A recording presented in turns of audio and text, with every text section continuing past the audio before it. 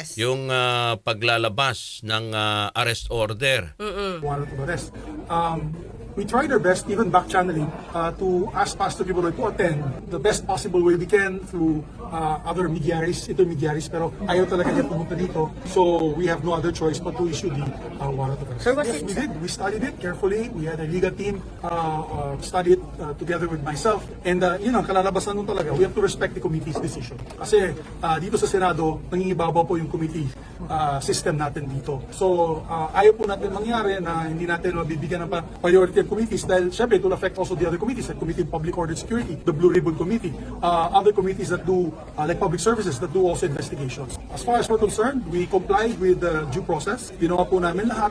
Ayaw talaga pumunta dito ni Pastor Kibuloy. So again, with due respect, my signature is ministerial on that part to release the arrest order. Kay Senate kay KOJC leader Pastor Apollo Kibuloy.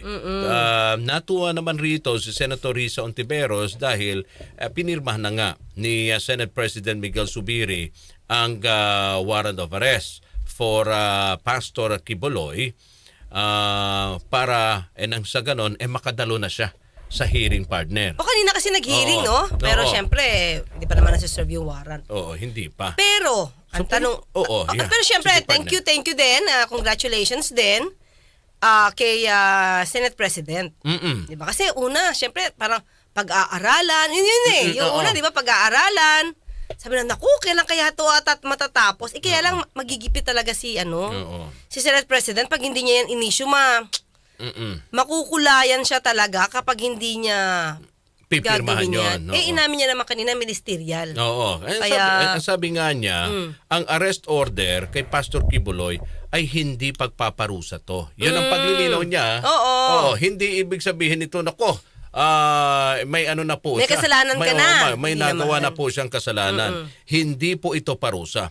Kung hindi, para maging patas daw, partner. Oo. At makapangyarihan ang investigasyon ng Senado. Oo, yun lang naman kasi Oo. sabi nga ni Senator Risa, Oo. hindi na kasi pwedeng i-question na dapat sa korte na lang. No, pakinggan ko ano man yung mga nirereklamo laban kay Pastor Kibuloy. Oo. Matagal na nga daw itong nadesisyon na ng korte. Mga lawyers din naman ni Pastor Kibuloy. Alam naman ito Oo. na pwedeng pagsabayin. Oo. Kung may kaso man sa korte, at ang purpose naman ay pagpapatawag sa iyo sa Senado bilang resource person ay in aid of legislation, Oo. kahit ikaw ay isang akusado na at nakafile na sa court yung kaso, Oo. maaari ka pa rin ipatawag. Kasi Oo. otherwise nga, mawawala ng ngipin. Mawawala ng yung lakas Oo. ang Senado. Kumbaga, babalawaliin na lang yung kapangyarihan ng Senado kapag ka sinabi, ay may kaso na ako. Oo. Hindi na ako pupunta dyan. Deadman na lang yan. Oo. So, yun. Doon na lang namin aabangan sa korte kung ano ang magiging desisyon ng korte. Oo. So, maliwanag naman yan. So, ay hindi naman gumagawa ng kaso. No? Hindi naman nag-iimbento ng jurisprudence itong si Senator Riza. Oo. And ang tingin ko rin, partner, kaya medyo hindi ganun din kabilis nag-action si Senate President sa pag-issue ng Bakit? warrant, Oo. partner. Tinansya niya rin yung mga tao sa Senado. Oo. O, diba? Kasi kung nanalo, diba? Kaya nga hindi siya agad nagbigay ng warrant, may nag-oppose. Diba? Sabi nga, ito na may parte ng demokrasya. Oo. Ito yung tawag ng demokrasya, sabi ni Senator Robin. Democracy tayo eh. Kung hindi yun ang pangalan ng demokrasya dito sa Senado. O di dapat talaga pagbigyan. Oo. Pero with that, partner, syempre tumimbang si Senate President. Syempre, kaibigan. Kaibigan. Partner, long time friend. Oo. Yan ang pag-describe. No, Ni Pastor Kibuloy, si Senate President. Senate President Zubiri, di ba? So, syempre nanimbang siya. Ano ba ang pulso Oo. ng mga kasamahan Oo. niya sa Senado? Oo. Maraming hindi sumang-ayon kay hindi nakuha ni Yung Senator boto. Robin yung boto para ma-lift or hindi ma-issue Oo. ang warrant of arrest at ma-lift nga rin yung pag-cite in contempt. Oo. O yun. Syempre, kung ikaw ang Senate President partner, titimbangin mo ano ba ang gusto ng karamihan. Oo. Karamihan gusto ituloy. At yun nga daw ang Senado ay may karapatan naman magpatawag ng resource person. Oo. Kaya sabi nga niya ang dahilan kung bakit nilagdaan niya. Oo. Because nais niya maprotektahan ang Senate committee system. Oo. Kasi kung may mga hearing kagaya nito na ginagawa at yung dapat na nandoon sa hearing na siyang magbibigay partner ng ideya sa kung anong batas, di ba, base sa mga impormasyon na makukuha, binabaliwala Oh, yung imbitasyon, para ke pa? marami nang gagawa nun, partner. Oo, para ke pa? 'Di ba? May mga committee sila diyan, Yes. partner, 'di ba? Pagkatapos wala naman pala partner kapangyarihan. Babaliwalain lang. Yun yun. Oo. Di kasi partner, pangit tong presidente. Parang kapag si Pastor Kibuloy, Oo. binaliwala lang yung pagpapatawag at Oo. hindi nag-issue ng warrant of arrest, partner, or hindi sinight in contempt, ay lahat na ng resource person pwedeng gawin yun. Oo, dededmahin lang din. Oo, isa-site lang nila, teka lang, si Pastor Kibuloy, hindi niyo pinatawag Oo. O bakit ako? Di karapatan ko rin kasi sabihin ko, may kaso din ako. Oo. Hindi ako pwedeng ipatawag. Oo. At mayroon din partner kanina, ang Davao City Prosecutor's Office has initiated legal proceeding against controversial televangelist Apollo Kibuloy and his associates who face allegations of sexual and child abuse. The Department of Justice said kanina, according to the DOJ, Pastor Kibuloy faces charges of sexual abuse and other So, acts of child abuse along with Jacqueline Roy, Crescente Canada, Pauline Canada, Ingrid Canada, and Sylvia Semanes. Ano yung magkakapatid yung iba? Oo. Magkakamag-anak pala? Magkakamag-anak, pare-pareho mga apelyido. The Davao City Prosecutor's Office also endorsed a complaint for qualified trafficking in persons against Kibuloy to the DOJ's main office. The information for qualified trafficking meantime was filed in Pasig City with respondents including Pastor Kibuloy, Jacqueline Roy, Crescente Canada, Pauline Canada, Ingrid Canada, and Sylvia Semanes. Alin yun na sa Pasig, partner? Yung qualified, Qualified trafficking. Oo. The Department of Justice is dedicated to the enforcement of our laws and the protection of our children from exploitation. Itong sabi ni Justice Secretary Remulla. Pero yung ang pagkakaalam ko mga kayubi, 3 to na case. Yung rape mukhang wala pa. Oo. Wala pang nilalabas dito. Kasi lumalabas child abuse, Oo. saka yung qualified trafficking. Oo. Yung rape mukhang hindi pa. Oo. Diba? Alright. Sa ibang usapin naman, partner. Oo. Ano to yung nangyari kanina sa... Pero partner, teka lang muna. Oo. Nagkaroon ng hearing kanina. Ay, goods naman Sa daw. kumita. Kumita sabi, tuloy. okay naman daw pala.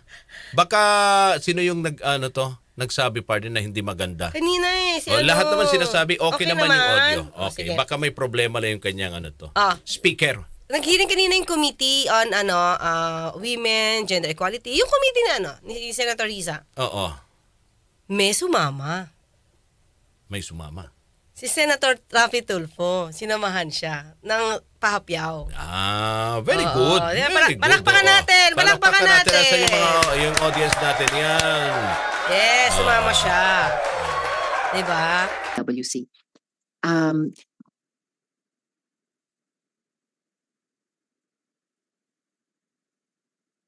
So at this point, before I call some others of our resource persons from the national government agencies, may gustong i-raise na tanong si Sen. Rafi, I guess to DICT or others. Sen. Rafi, you have the floor. Yes, particularly dito sa IBAW Act, Madam Chair, napakaganda itong batas na ito kasi sa aking karanasan, for so many years, ang dami mga kababaihan pupunta sa programa ko. Sila po ay pinapahiya, binablockmail ng kanilang mga kasintahan or sino man, pinopost yung kanilang mga nude pictures. Usually ito yung mga dating karelasyon at kapag sila ay naghiwalay na, yung kanilang mga nude photos pinopost online. And malaking trauma ito para doon sa biktima.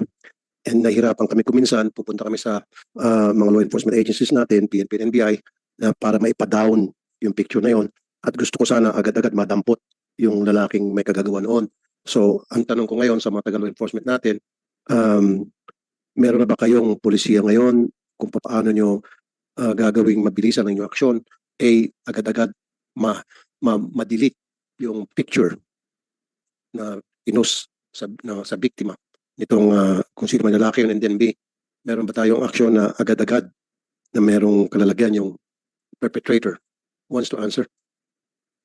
Would the DICT like to field this question? DICT siguro? Is DICT here? Yes, Sen. Rafi. Andito po Good si morning, Attorney Senator. Flora. Yes, ma'am. Hi, I'm Yesli po from the ICT. Pero bago mo sagutin yun, ma'am, kasi ang problema namin, even now, yung bang mapabura yung picture na post online. Sometimes it takes days.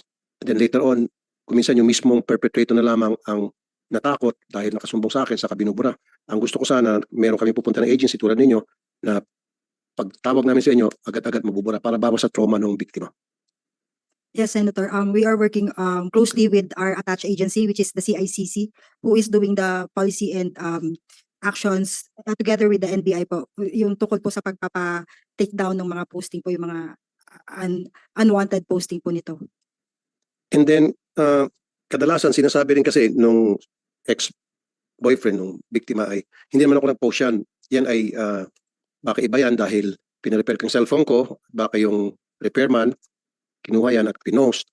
So, is there a way na malalaman natin agad-agad kung saan nag-originate yung posting at ma-identify natin kung sino nag-post talaga para yun yung isa sa mga kakasuhan natin? Bukod doon sa boyfriend niya. Now, of course, we know na galing naman talaga sa boyfriend niya, nag-originate yung photo sa boyfriend niya.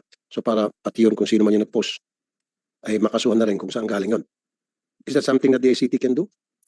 Yes po, Senator. With our attached agency, which is the CICC, this is included po with the policy yung investigation po, saan yung nag-originate, kung sino po yung mga kailangan managot. Kasama po to na kino-consider ng department po para po matugunan po yung mga ganitong nangyayari po. O kaya niyo po yun. And then at the same time, kaya niyo mapabura. Siguro kung halimbawa sa Facebook, kaya niyo mapabura sa Facebook. So may contact ba kayo sa Facebook Philippines, sa Meta? May mga contact ba kayo sa TikTok, sa YouTube? Senator, for the specific po, how we can take down this one po, isasubmit po namin to with our technical para po we can further study po yung agad-agaran action. So hindi niyo pa alam kung paano. Sa technical po namin po i-ano. And then also with cooperations po dito sa mga Facebook and other Of course, wala kayong magagawa kasi siyempre ang may hawak naman yung Facebook, yung mga taga-Facebook. Maybe get a connection or contact from Facebook, from YouTube, TikTok, na kung meron na kayong contact sa kanila, kayo na siguro makipag-communicate sa kanila with the NBI para sabihan na i-delete na yung picture na yon. Right there and then. Noted po, Senator. We'll take note po. Thank you po. Thank you po, ma'am. Thank you, Madam Chair. Salamat po, Sen. Rafi. And mamaya pagtawag ko sa resource person from the NBI on the 3 bills, please also comment if you can, I think you can, sa tanong ni Sen. Rafi ngayon lamang. So ngayon, we will hear from the NAC sa pamamagitan ni ASEC Rowena Macalintal. You have the floor, ma'am. Thank you po, Madam Senator, Madam Chair Risa Ontiveros, and good morning po, Senator Raffy Tulfo. The National Authority for Childcare fully supports the 3 legislative measures being deliberated upon. We were asked to give comments to 2 of these, and if I may just read the brief manifestation of support and comments of Yusek Janela Ejercito Estrada, Madam Chair.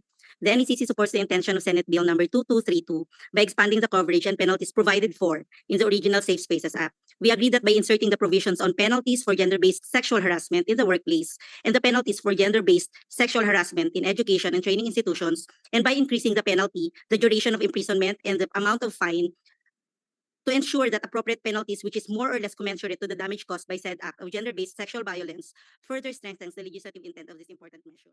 Kaya lang, syempre, wala na yung mga witnesses against Pastor Kibuloy.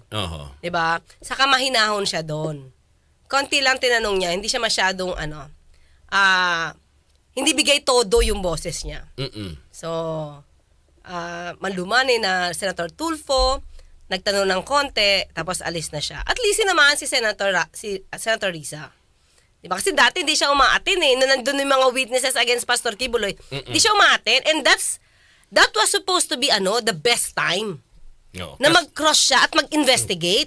Cross-examine doon sa mga witness. Diba? So, sanay naman siya tatanong. No. At sana, No. diba, kung feel niya, nagsisinungaling to mga taong to, sinungaling ka. Pwedeng ganun, okay? Oo. Palay detector Kasi ako test talaga niya. pag nagtatanong yan sa radyo si Senator, talagang Alam mo na, Todo bigay. At saka nakukuha talaga niya, partner, Mm. yung dapat na sagot. Talaga? Oo. Yes or no lang? Paminsan hindi, partner. Ano? Pag sa radyo talagang gusto niya yung sagot sa kanya straight to the point. Baka naman napipilitan na lang umuo kasi Naka para matapos ng opo. Pwede bang ganon? Hindi naman pwede yung partner. Mm. Kasi mahirap din yun kung mapipilitan ka. Nako. Anong magiging O, diba? anong sasabihin ng listener mo? Yun. Ano Diba? ka pala?